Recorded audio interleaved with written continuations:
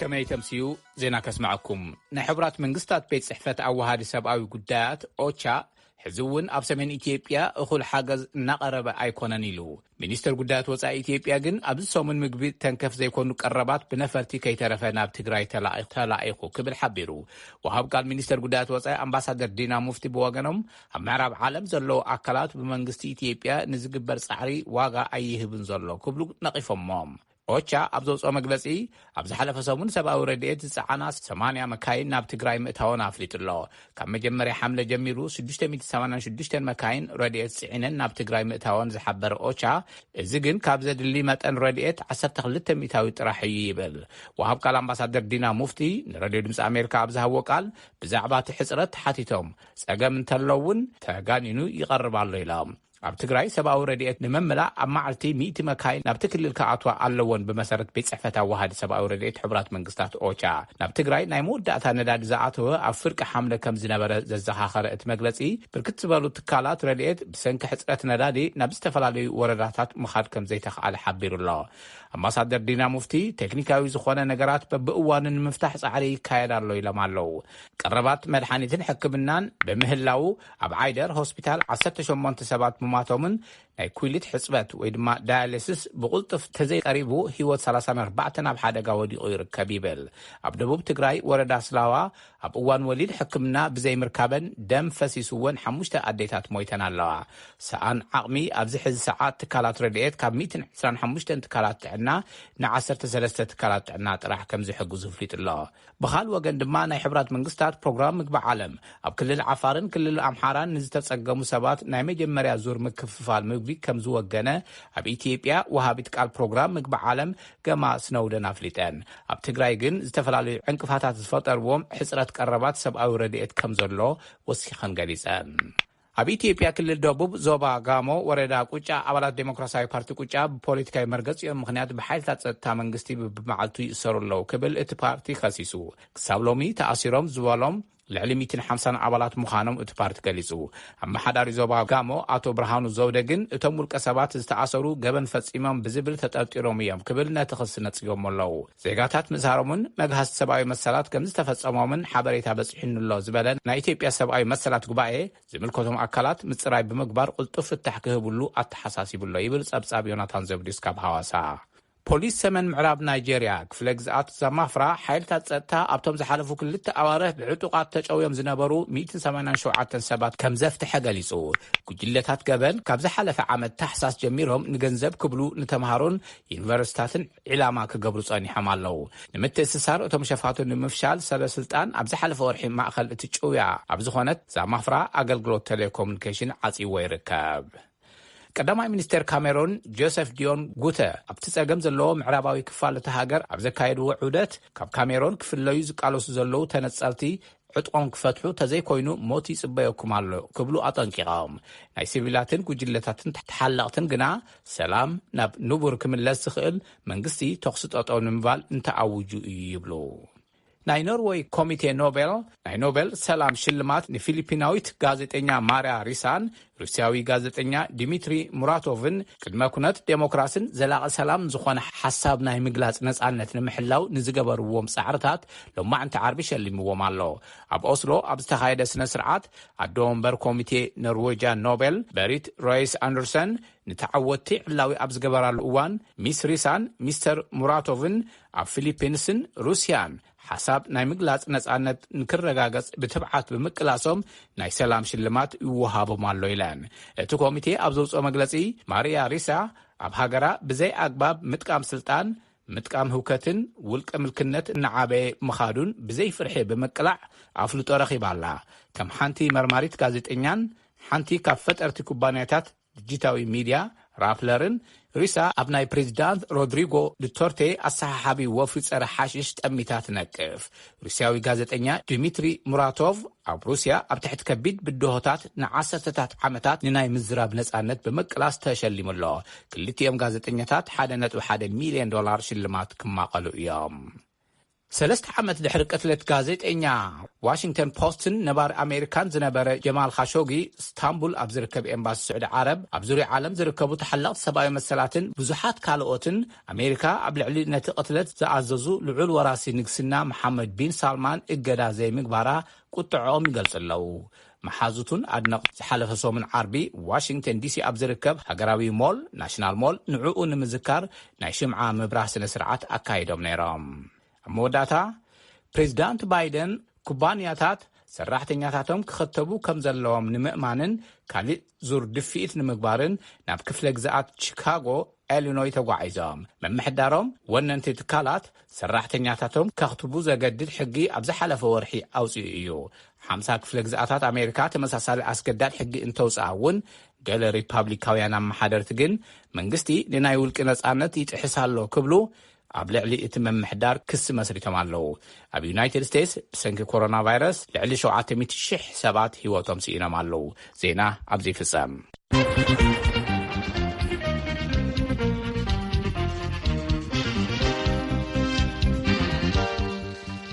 የቀኔልና ገብረ ድምፂ ኣሜሪካ ሰምዑ ኣለኹም። ኩራ ሰማዕትና ካብ ዋሽንግተን ዲሲ። ኣብ ዜና ከም ሰማዕኩምዎ ፕሬዚደንት ኣሜሪካ ጆ ባይደን ኩባንያታት ሰራሕተኛታትን ምክታብ ክታበት ኮቪድ-19 ከመልኣ ከም ዘለዎን ሓደ ረቋሒ ወይ ጠለብ ገረን ከቕርባሎም ንምድፋእ ትማሊ ሐሙስ ናብ ክፍለ ግዝኣት ኢሊኖይ ከተማ ቺካጎ ተጓዒዙ ኣሎ። ኣብ ዋይት ሃውስ ላዕለወይቲ ሪፖርተር ቪኦኤ ፓሲ ዋዳስ ኩዋራ ነዚ ምንያ ፍርቂ ተቕርቦ ጸብጻብ ልኢኻ ኣላ። ኣብዚ ሰሙን እዚ መንገዲ ኣየር ሳውዝ ዌስት ሰራሕተኛታቱ ክታበት ኮቪድ-19 ክኽተቡ ከም ዘለዎም ከም ጠለብ ገይሩ ብምቕራቡ ዳሕረዋይ ኩባንያ ኮይኑሎም። እዚ ዝኸውን ዘሎ መምሕዳር ባይደን ኣብ ዝሓለፈ ወርሒ መስከረም ኩባንያታት ከምኡ ክገብራ ድሕሪ ምእዛዙ እዩ። ዓበይቲ ኩባንያታትን ሰራሕተኛታት ፌደራል መንግስትን ብኮንትራት ዝሰርሑን ከምኡውን ሰራሕተኛታት ክንክን ጥዕናን ክታበት ኮቪድ-19 ክኽተቡ ወይ እውን በብሰሙኑ ምርመራ ኮቪድ-19 ክገብሩ እዩ እቲ ፕሬዚደንት ባይደን ዝሃብዎ ትእዛዝ። Today, I'm calling on more employers to act. My message is require your employees to get vaccinated. ሎሚ ኣስራሕቲ ተወሰኽቲ ስጉምቲ ክወስዱ እፅውዕ መልእኽተይ ሰራሕተኛታት ክኽተቡ ኣለዎም ዝብል እዩ። ነቲ ለበዳ ኣብ መወዳእትኡ እንስዕሮ ብክታበት እዩ። ብዘይብኡ ንኣዋርሕ ኣብ ሆስፒታላትና መወዳእታ ዘይብሉ ሕንፍሽፍሽ ከጋጥመና እዩ። ኣብ ኢኮኖሚና ኣብያተ ትምህርትናን ከዓ ጸቕጢ እዩ ዝፈጥር። እንርእዮ ከዓ ጥራዮም ዝተረፉ ኣብያተ ብልዕን ትሑት ንግድን ኢሎም ኣለዉ ባይደን ኣብቲ ነቲ ትእዛዝ ዝሃብሉ ግዜ። ፕሬዚደንት ጆ ባይደን ትማሊ ሐሙስ ናብ ቺካጎ ኢሊኖይስ ብምኻድ ሰራሕተኛታቱ ክኽተቡ ከም ጠለብ ዘቕረበ ሓደ ትካል ዘካይዶ ቦታ ኮንስትራክሽን በፂሖም እዮም።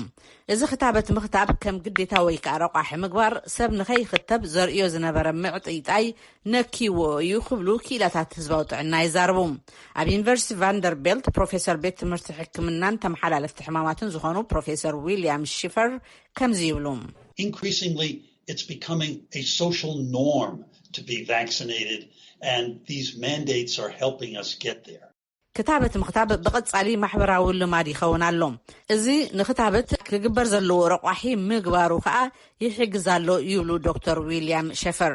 ካብ 50 ክፍለ ግዛኣታት ኣሜሪካ እተን ፍርቀን ተመሳሳሊ ረቋሓ እንተቐመጣ እኳ ገለ ሪፓብሊካውያን ኣመሓደርቲ ግን እቲ ረቋሒ ወይ ትእዛዝ ንውልቀ ነጻነት ዝግህስ ብምባል ነቲ መምሕዳር ከሲሶም ኣለዉ። ክኢላታት ሕጊ ግን እዚ ክትከላኸሎ ትኽእል ሙጉት ኣይኮነን ይብሉ ንቐዳሞት ዝተቐመጡ ረቑሓታት ክታበታት ኒፍዮን ፖሊን ከም ኣብነት ብምጥቃስ። ኣብ ጆን ሃፕኪንስ ቤት ትምህርቲ ንግዲ ኬሪ መምህር ንግድን ሕጊ ጥዕናን ዝኾነት ስቴሲ ሊ ከምዚ ትብል። Vaccines have become a polarizing issue, and the idea of it now being cast not as a medical issue.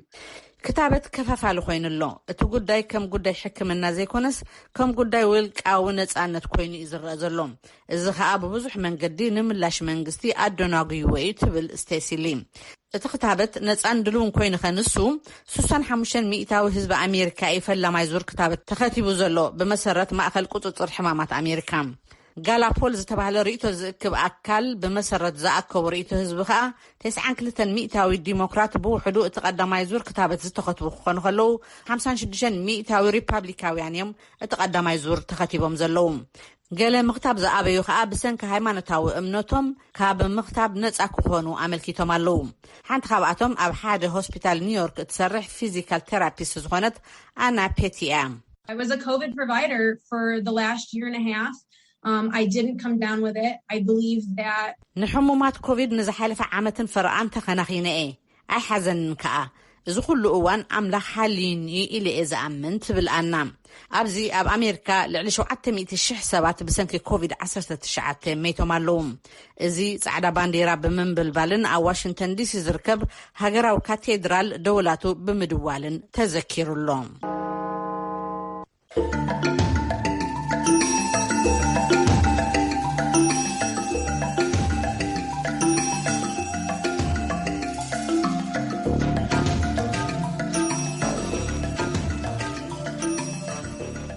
ክብራት ሰማዕትና ትሰምዑ ዘለኹም ድምፂ ኣሜሪካ እዩ። ካብ ዋሽንግተን ዲሲ ክንሓልፍ ካብ ኣሜሪካ ወፃናን ሓደ ፌደራላዊ ዳኛ ኣሜሪካ ነቲ ኣዝዩ ኣከራኻሪ ዝኾነ ንሕጋዊ ምስዳድ ጥንሲ ዝድርት ኣዋጅ ክጸንሕ ድሕሪ ምውሳኑ 6 ክሊኒካት ቴክሳስ ኣገልግሎት ምስዳድ ጥንሲ መሃብ ጀሚረን ኣለዋ።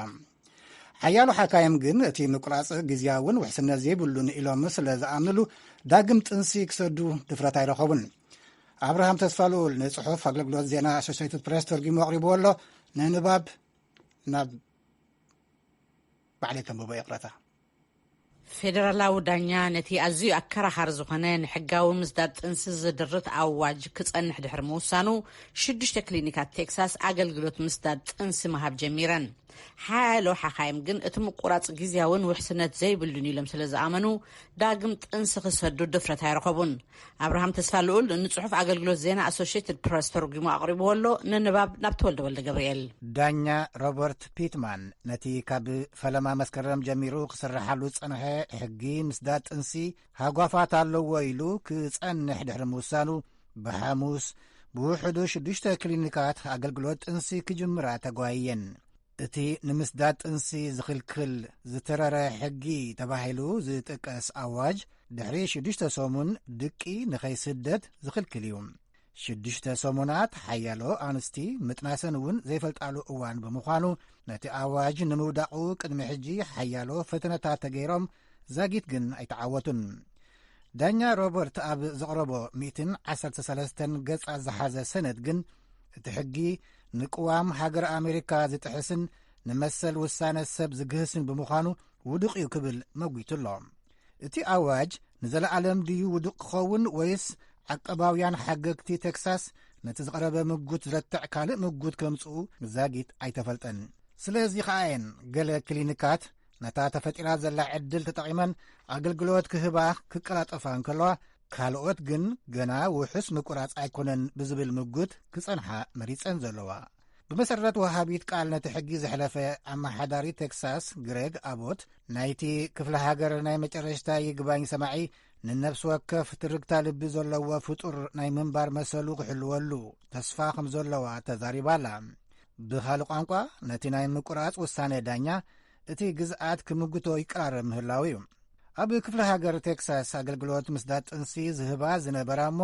በዚ ኣዋጅ ዝተዓጸዋ ወሃብቲ ኣገልግሎት ልዕሊ 20 ምንባረን ኣገልግሎት ዜና ኣሶሲየትድ ፕሬስ የመልክት። ኣብ ፈለማ ወርሒ መስከረም ኣብ ተግባር ዝወዓለ ሕጊ ቴክሳስ ጥንሲ ንዝሰደደት ኣደ ጥራይ ዘይኮነስ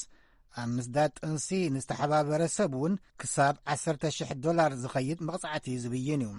ሓያሎ ተጣበቕቲ ነቲ ሕጊ ንምውፃእ ጻዕርታት ዳ ክገብሩ ይጽንሑ እምበር ኣይተዓወቱን። ገለ ተጣበቕቲ መሰላት ከኣ ጥንሲ ክሰዳ ንዝደልያ ነበርቲ ቴክሳስ ኣዴታት ናብ ካልኦት ግዝኣታት ብምልኣኽ እቲ ኣገልግሎት ኣብ ምሃብ ይተሓጋገዛ ኣለዋ።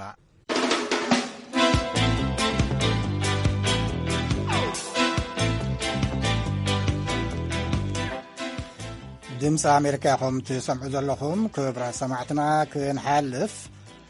ማሕበረ ካህናት ትግራይ ሰሜን ኣሜሪካ ኣብ ኢትዮጵያ ክልል ትግራይ ብዛዕባ ዘሎ ህልው ኩነት ኣመልኪቶም ኣብ ዋሽንግተን ቤት ጽሕፈት ሚኒስትሪ ጉዳያት ወፃኢ ኣሜሪካ ሰላማዊ ሰልፊ ብረቡዕ ኣካይዶም ነይሮም ንዑ ዝምልከት ሳራ ፍሳሃይ ኣብቲ ቦታ ተረኺባ ነይራ ዝርዝሩ ክተቕርባ እያ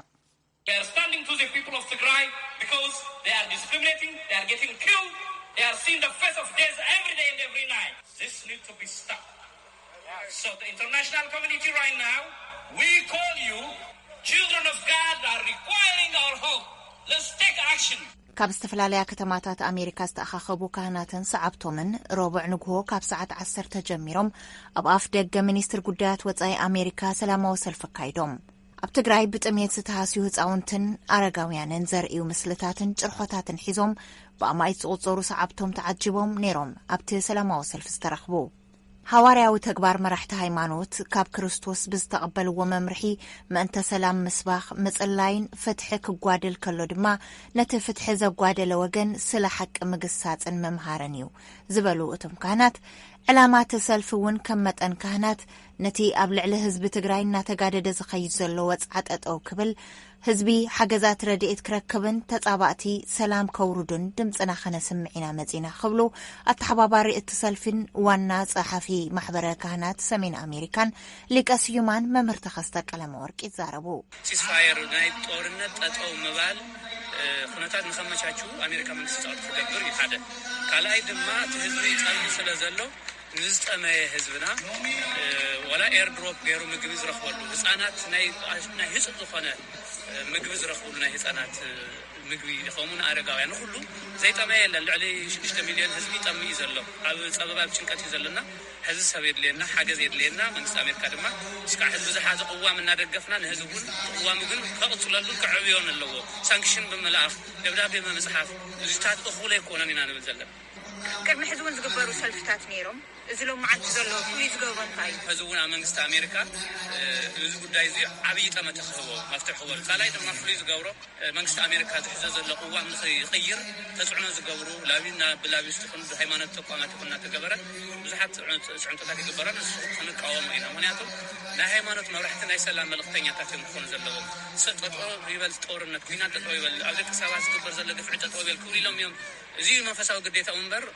خن الدرادة ريولنا تطور تطويبلن نأمريكا من استعطيت بور زبهال بسرعة هايمانة طبعا ممكن تتعامل حفرن محزنيننا نعون قوامينا منغست أمريكا أبلع لهزب تجراي زورد زلو عقن الوقف عن بدلن بحفشا زفت أمزلو تحسس أو مسلات أو نخبل زحازو مرقز أن نعو سعيب زوصن مسانتاتن تخكلن فتحاون بمخانم ندقفو انتخونا جن ازوم اقاداتاتن زاقيد زوسادو زلو سقومتتاتن عصابوت هزبي كقاللو بزي مخالوم منقدتاتن اقلقلتات مسارتاو تكالات كخفتو سعنتو كحدرينا نصوع زلنا زبلو دما كاب فيرجينيا كتما هاريسنبرغ مكان سلام بيت كريستيان زمصو قشي كفله ماريام ابراهيم قدمنا زلو نحنا هزبي موتلو ابوتاتن حواريات كم زبلو من رهاب هي سكينات انتاب طميت ጦርነት ይበልስ ምክንያቱ ጥሜት ሓንታ ዓዲ ሓንሳብ ይዝቀጥላ ጦርነት ግን ሓደ ጫፍ ይዝቀጥል ሓደ ወሰን ይዝ መጀመርያ ዝቀጥል ታዓቲ ዘለፍታ ዓደረ ጥሜት በጣም ከቢድን ሰፊሕን ስለዝኾነ ምክንያቱ መሰረተ ልምዓት የለን ንብረት ኩሉ ተወሪሩ እዩ ኣዝመራ ኩሉን ተይተዓጽደ ተይተዘብጠት ናብ ቆፎት ያተወ ኣቃጺሎም እዮም ህዝብ ውነይ ከይ ሞት ፈሪሑ እኽሉ ከይኣረ ተሰዲዱ እዩ ሒዝ መጽርዳታ የለን ዝግዛዕ የለን ስራሕ የለን نحنا فتحات نقولون بتخسيرنا مئمنا نزردو زلو أبوء أدي حاوب مرحنة مويتي حاوب أدي مرحنة مويتو من نحنا فتح زلنا حزن خير زلنا حزعل معناته بمرحنة موت زلو زم هزبي عنده هزب مرحنة يموت كم زلو عنده هزب تميت يموت كم زلو كالي نحنا أبنا كالي بوليتيكا يكون نزلنا نحنا سبب مرحنة هزبي بتميت نخي يموت مرحنة زبل يمو من قصة أمريكا هزبي تميت كي يموت رداتها نخلت ولنا نتهم رداتها زعطوا سوات كلي كنقرلنا ويرمو صقع خطحزلنا برك خفت እቶም ሰልፈኛታት ሕቶታቶምን ጻውዒቶምን ዝሓዘ ደብዳቤ ናብ ቤት ጽሕፈት ሚኒስትር ጉዳያት ወጻኢ ኣሜሪካ ዘእተው ኮይኖም ብዛዕባኡ ንመዘረራብ በመዓልቲ ቆጸሮ ከም ዝተዋህቦም እቶም ኣተሓባበርቲ ኣብቲ እዋን ተዛሪቦም ካብ መንግስቲ ኣሜሪካ እንታይ ኢኹም ትጽቢት ትገብሩ ክብል ሓቲተዮም ነይረ ካብ ቦስተን ማሳቹሴትስ ዝመጹ መልአከ ኣርያም ሊቀ ጥበባት ኤርሚያስ ከምዚ ኢሎም ነይሮም መጀመርያ ሳውሎ ምን ዝገበሮ ድጋፍ ሰብአውን ለስተመሎ ድጋፍ በጣም እንዳመስገና ግን ድማ እዚ መከራ ከም ዝፍለጥ መልኩ እንደቀያየረ ቋዳስ እንደኸበደ ይዝኸይር ዘሎ ስለዚ ካብ ቃላት ብዝዘለለ ካብቱ ክሳብ ሎም ዝገብሮ ብተዓጻጻፈ ማለት እዩ ሰላም ሲኑ ዝንሄ ህዝብና ሰላም ንኽረክብ እቲ ብትቤት ዝሳቕ ዘሎ ህዝብና በኒዑ ንኽሓድር እቲ ዝሳቕ ዘሎ ህዝብና ስቓይ ደው ንኽብል ንሰላም ሰቕቲ ንኽፈጥር ማለት እዩ ስለዚ ካብ መንግስቲ ኣሜሪካ ንፅበዮ ኣብ ህዝብና ተፃባዕቲ ሓይልታት ሽግሮም ኣፈላላዮም ናብ ጠረጴዛ ዙርያ ምፅኦም ማለት እዩ ብሰላም ብምምኽኻር ብምዝራብ ሽግሮም ክፈትሑ ትሞት ደው ክብል ሰላም ኣብ ዝኾነ ይኹን ደቂ ሰብ ክሰፍን ተስቤት ንገብር ማሕበር ካህናት ትግራይ ሰሜን ኣሜሪካ ኣብ ዝሓለፈ ወርሒ ለካቲት እውን ተመሳሳሊ ሰልፊ ኣካይዶም መንባሮም ዝፍለጥ እዩ መንግስቲ ኢትዮጵያ ብወገኑ እቲ ኣብ ትግራይ ተፈጢሩ ዘሎ ቅልውላው ነቲ ኣሸባሪ ክብል ዝበየኖ ሕወሓት ተሓታቲ ይገብር ረድኤት ንኸይባፅሕ ምትእጉጋል ቀረባት እኽልን መድሓኒትን ብሓይሊ ንወተሃደራዊ ኣገልግሎት ክውዕሉ ሓገዛት ረድኤት ከብፅሓ ዝተለኣኻ መኻይን ንመጓዓዝያ ሰራዊት ይጥቀመለን ኣሎ ክብል ይኸስስ ብኣንጻሩ መንግስቲ ምስ ሰብኣዊ ሓገዝ ወሃብቲ ትካላት ተሳንዩ ንምስራሕ ካብ ዘለዎ ድሌት በዝሒ ኬላታት ፍተሻ ክልተ ጥራሕ ክኾኑን ዝኣምሰሎን ሓገዝቲ ፍጻመታት ይውግን ምህላው ሰበስልጣናቱ ይዛረቡ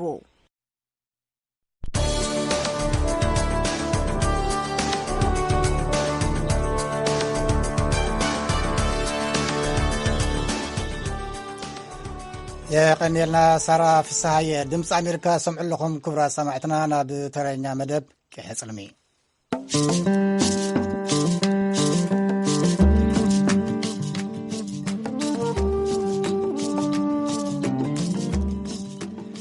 ኣብ ትግራይ ከባቢ ራያን ዋጅራትን ዝያዳ ዝፍለጥ ጉማየ ዝጥምት መደብ እዩ ክህልወና ኣብ መንጎ ዋጅራትን ራያን ዝርከብ ዓውደ ውር እናተባህለ ዝፍለጥ ከባቢ ብኣቆጻጽራ ግእዝ 2011 ዓመተ ምህረት ዶክተር ሓጎስ አብርሃ ኣባይ ማህሌተ ጉማየ ዝብል ምድላው ንባህልን ትውፊትን ትግራይ ዝድህስስ መድረኽ ኣዳልዮም ንክልተ ተኸታተልቲ ዓመታት ክኽበር ጸኒሑ ሎሚ ግና ምስቲ ኣብ ክልል ትግራይ ዘሎ ቅልውላው ካብቲ መኸወኒ ቦትኡ ወፂኡ ኣብ ጀርመን ከተማ ፍራንክፈርት ጽባሕ ቀዳም ክኽበር እዩ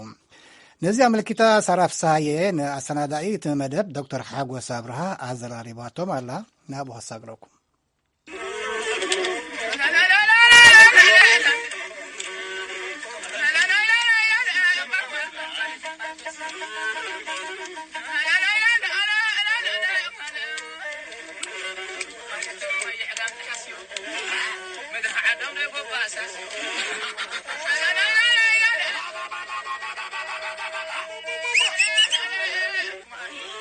ማህሌተ ጉማየ እንታይ እዩ እንታይ ማለት ከ እዩ ማህሌተ ጉማየ ማለት ማህሌት ማለት ካብ ሓለ ዝብል ወይ ድማ ድምፂ ቃነ ኣዜመ ዘመረ ወይ ደረፈ ክኾን ይኽእል ዝብል ናይ ግእዝ ቃል ዝመፀ እዩ ጉማየ ድማ ካብ ጉማ ዝብል ናይ ግእዝ ቃል ወይ ናይ ዕብራይስጥ እውን ቃል ዝመፀ እዩ ትርጉሙ ድማ ጥዑም ዜማ ማለት እዩ ስለዚ ማህሌተ ጉማየ ማለት ጥዑም ዜማ ዝክወነሉ ዓውዲ ማለት እዩ عودة طعم زي ما مالتي ومالتي قماية ስለዚህ ሓፈሻዊ ብዛዕባ ጉማየ ባህልታቱ ዝገልጽ ክንዋነ ናይ ሓደ ስነ ትውፊት ወይ ፎክሎር ክንዋነ እዩ ስለዚህ ማህሌተ ጉማየ ዝብል መድብል መጽሐፍ ለኒ ስለዚህ ካፍቲ ናይት መድብል መጽሐፍ ስም ተወሰደይቲ መርሃ ግብር ማለት እዩ ቅድሚ ሕዚ ንክልተ ዓመታት ብተኸታተሊ ይመስለኒ ኣብ ከባቢ ራያ ነዚ በዓል ኣመልኪትኩም ምድላዋት ኣዳሊኹም ምንባርኩም ይዝክር እስኪ ብዛዕባቶም ምድላዋት እንታይ ይመስሉ ነይሮም እዚ ማህሌተ ጉማየ ኣብ 2011 ነሐሴ 25 2011 ዓመተ ምህረት ግእዝ ኣብ ዓውደ ውር ማእኸል ራያን ወጀራት 11 እዩ ተመስሪቱ ስለዚህ ናይ ተመጀመርታ በዓል 2011 ዓመተ ምህረት ይተኻይዱ ማለት እዩ ተኻላይ ዓመታዊ ጉዕዞ ወይ ዓመታዊ በዓል ንብሎ ድማ ኣብ 2012 ይተኻይዱ ስለዚህ ቀዳማይን ኻልኣይን ኣብ ዓውደ ውር ማእኸል ወጀራትን ራያን ተኻይዱ ስለዚህ ኣብኡ ታይታዮም ተገይሮም ነይሮም ተፈላለዩ ዛንታታት ጓስነት ተፈላለዩ ጉማየ ደርፍታት ባህሊ ናይቲ ከባቢ ጉማዬ ኣብ ራያን ወጀራትን እንደርታን ኣብ ሰለስቱ ከባቢታት ትግራይ ይበሃል እዩ ይድረፍ እዩ ይዝንተው እዩ ስለዚ ፍላይ ጉማዬ ምስ ፍቅሪ ጉማዬ ምስ ጓስነት ጉማዬ ምስ ሙውያን ጉማዬ ምስ ዝተፈላለዩ ማሕበረሰባዊ ምንቅስቃሳት ዝገልጽ ሃገረሰባዊ ክውን ጥበብ ስለዝኾነ እዚኦም ኩሎም ዝገልጹ ሰፋሕቲ መድረኻት ኢና ካይድና ሙሉእ ለይቲ ኣብ ዓውደወር ኣፍቲ ደንበ ኣብ ማእኸል ዱር ኣብ በረኻ ማለት እዩ ጉማዬ እናተባሃለ ግጥም እናተገጠመ ዝተፈላለዩ ኣካል ስነ ጽሑፋት እናቀረቡ ብርኽታና በርኾትና እቲ ናይ ጓስነት ህይወት እንታይ ከም ዝመስል ብምንጽብራቕ ኢና ሕሊፍና የፍቶም ዝሓለፉ ክልተ ዓመታት ማለት እዩ ስለዚ ከነ ጥበባውያን ጉማዬ ባህልቲ ክእለት ዘለውን ሓቆንቲ ዝተፈላለዩ ባህሊ ዝፈልጡ ካብቲ ከባቢ ይኹን ካብ ዝተፈላለዩ ከባቢታት ትግራይ ብምምጻእ ኣብ ማእኸል ዓውደወር ሓዊ ብምንዳድ ለይቲ ወይ ካምፕፋየር ንብሎ ብምግባር ብድምቀት ተኽቢርናዮ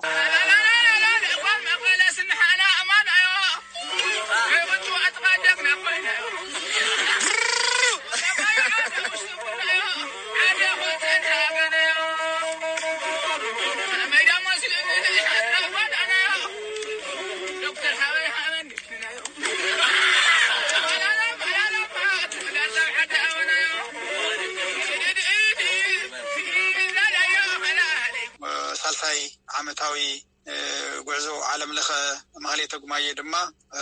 ንመጀመርያ ግዜ ኣብ ወጻኢ ኣብ ፍራንክፈርት ጀርመኒ ጽባሕ ቀዳም መስከረም 29 በቆጻጽራ ገዝ 2014 ነኽብረሉና ማለት እዩ ዕላማ ብዛዕባ ኣብ ዓውደወር ተኻየዱ ቅድሚ ሕዚ ፍጻመታት ነይሮም ሕዝውን ኣብ ጀርመን ፍራንክፈርት ተኽብርዎ ኣለኹም ዕላምኡ እንታይ እዩ እንታይ ክርከብ ዝድለ ዘሎ ካብ ዝምድላው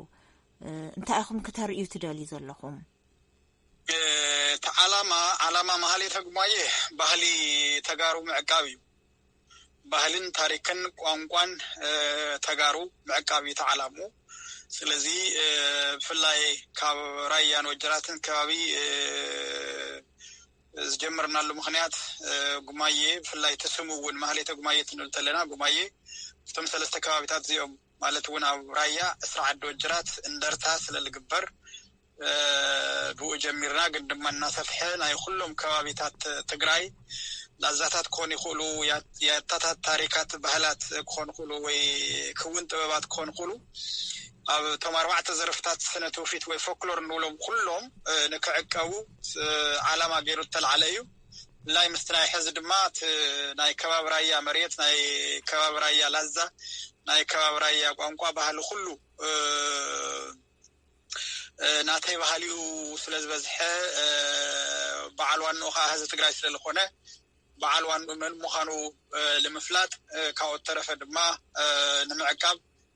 መሰረት ገይሩ ተልዓለ ዓብይ ነዊሕ ራእይ ዘለዎ መርሃ ግብሪ እዩ በዚ ዓላማ ተልዓለ መደብ ወይ ስነ ሓሳብ እዩ ማለት እዩ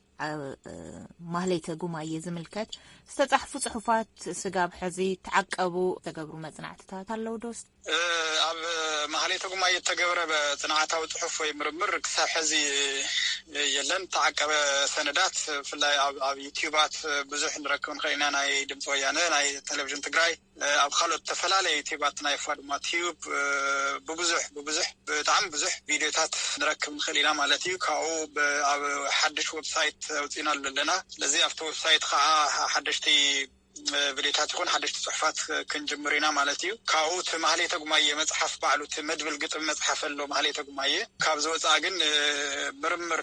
ማለት ሳይንሳዊ ምርምር ወይ ድማ ጽንዓታዊ ምርምር ተገበረ ብዙሕ የለን ኣብዚ ማህሌተ ጉማዬ ዝሳተፉ በዓል መን እዮም እንታይ